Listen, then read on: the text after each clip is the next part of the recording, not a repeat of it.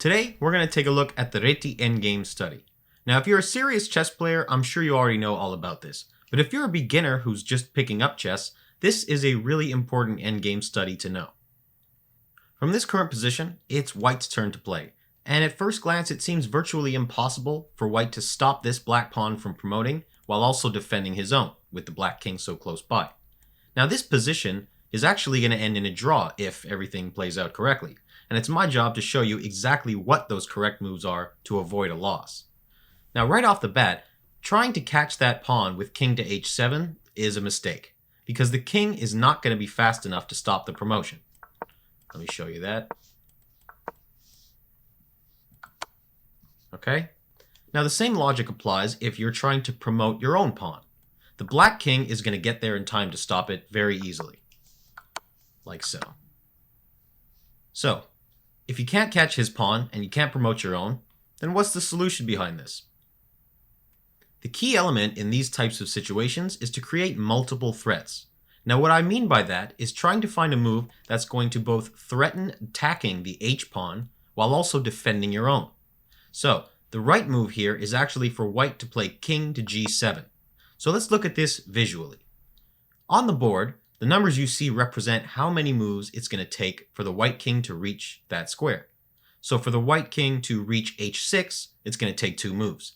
If he'd like to go to d6, it's going to take 4 moves.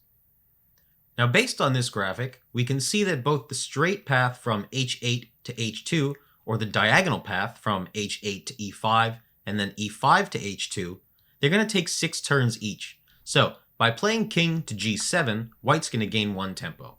Now, the goal here is actually to place the king in the center of the board, where he can easily maneuver between defending his own pawn or attacking the black pawn, depending on the situation. So what do you think White's next move is going to be here? And I'll give you a little hint. It's actually the same move whether black pushes his pawn or whether black decides to try and capture the white pawn by moving to b6. The move is white king to f6. So let's say, for example, that black decides to push his pawn. The white king then moves to f6. Now, from now on, White's next moves are going to be in response to what black does. Like I said earlier, it depends on the situation. So if pawn moves to h3, White will no longer continue with his diagonal advancement by playing king to e5, because now he's not going to get there in time to stop that pawn. Now, as you can see from the graphic, White's king needs 4 turns to reach the h2 square, while black only needs 1, so he wouldn't get there in time to capture it. But even if he doesn't get there in time to stop the black pawn, he will get there in time to protect his own. Now, as you can see, both the white and black kings require 2 moves to reach the white pawn. And with it being White's turn to play, White's going to reach it first, and he'll be able to protect it. Now, I said both kings need 2 moves because the white king needs to be either on d6 or the d7 square in order to protect that pawn.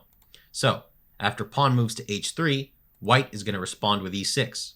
Again, White's next move is going to depend on what black does. If he pushes his pawn, we'll do the same. If he brings his king closer, we'll do the same. And we're going to continue this pattern until both players promote to a queen and this endgame ends in a draw. Black pawn to h2, white pawn to c7. Now, if black plays king to b7, we're going to respond accordingly with king to d7, defending that promotion square. Black promotes, and then white promotes. But what if black doesn't play h3 and instead decides to go after the white pawn with king to b6? Now, in this scenario, White is going to continue this diagonal journey by playing king to e5.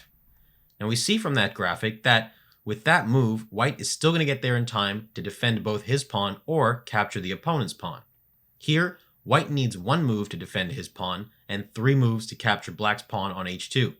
But it's black's turn to play now, and once more, White is going to respond accordingly to what black plays. Now, if black decides to take the pawn, then White is going to go collect the black pawn as well, playing king to f4. Now we notice that both the pawn and the white king are going to take 2 moves to reach h2.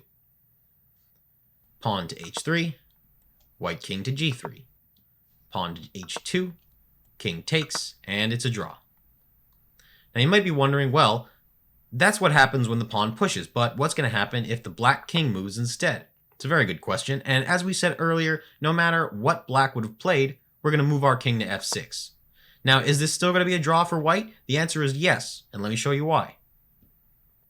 So let's look at it visually once again to understand why this is going to be a draw as well. We see that the white king needs 2 moves to either defend his pawn or capture the enemy pawn. In this position, it's black's turn to play, and white once again is going to respond accordingly. The king takes example is pretty straightforward. Black king captures, white king moves to g5, and the black pawn is going to be lost the next round.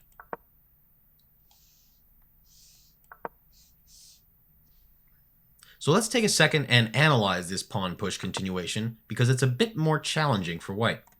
Using the same graph as earlier, take a second to think about what white should play and why it should be played.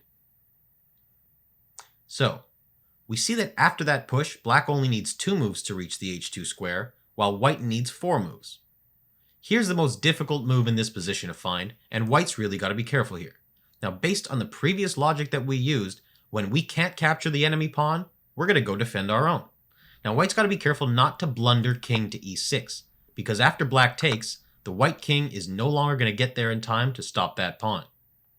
You can see here, white needs 3 moves to reach the pawn on h3 and 4 moves to reach it on h2, while the black pawn only needs 1 move to reach h3 and 2 moves to reach h4. So, this is going to be a loss for white.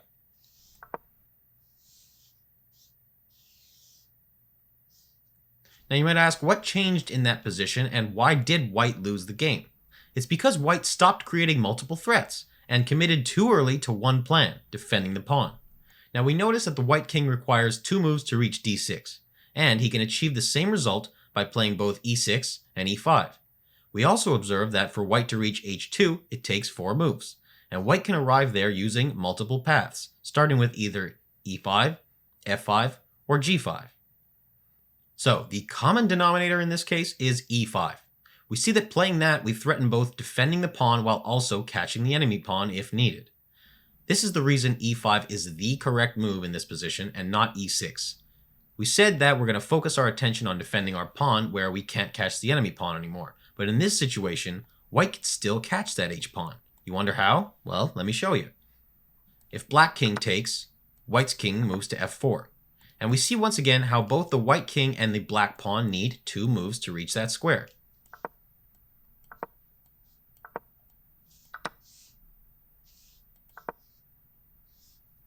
Now if black decides to push the pawn even further, we see that now white has no chance of catching that pawn. So only in this case will it shift its attention and commit to defense by playing king to d6, securing a safe promotion and drawing the game once again in this scenario.